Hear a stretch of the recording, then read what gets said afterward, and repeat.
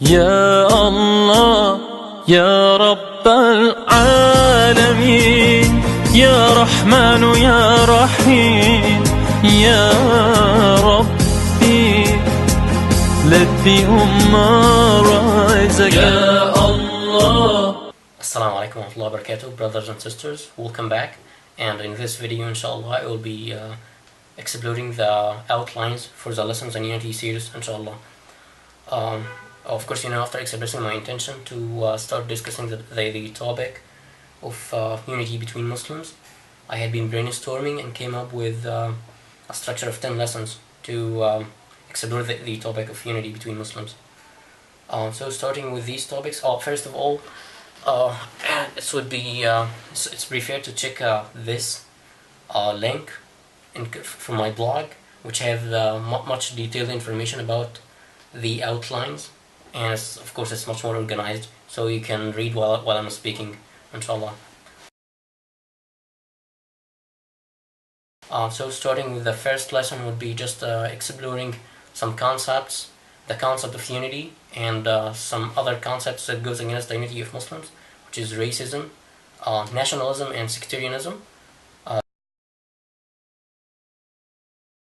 Then we will take an approach to the interpersonal relationships between Muslims, and we will base that on a practical incident from our history, which is the brotherhood between Muhajirin and Ansar. Muhajirin is people moved from Mecca to Medina, and Ansar is the inhabitants of Medina.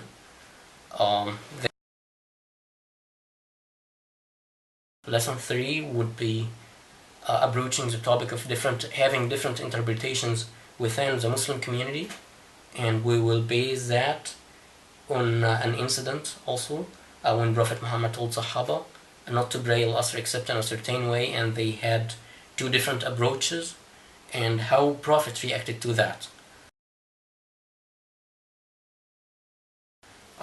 So after that we will be getting so much to real world, exploring the story of Uhud. As we know, Uhud had been just a very tough battle for the Muslims, and there had been so much mistakes.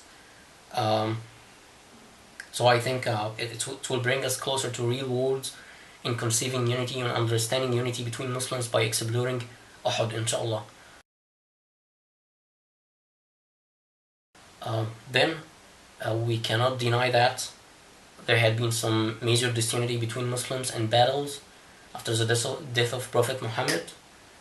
So I will be approaching these topics of disunity not from the point of view of exploring what actually happened, but on how should we practically conceive that.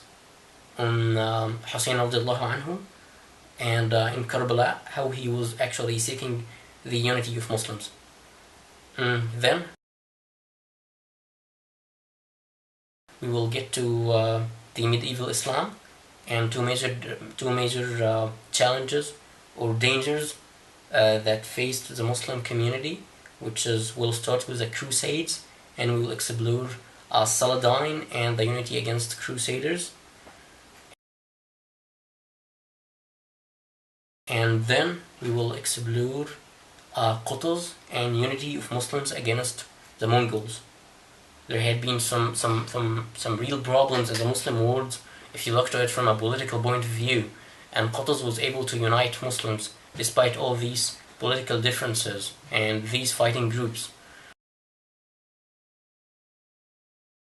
And then I will be discussing 1973 war, and how should we see some light of unity between the Arab nations or the Muslims throughout this war.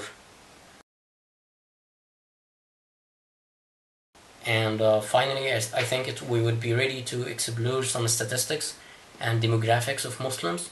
Who are we, to understand who are we and the capabilities of Muslims.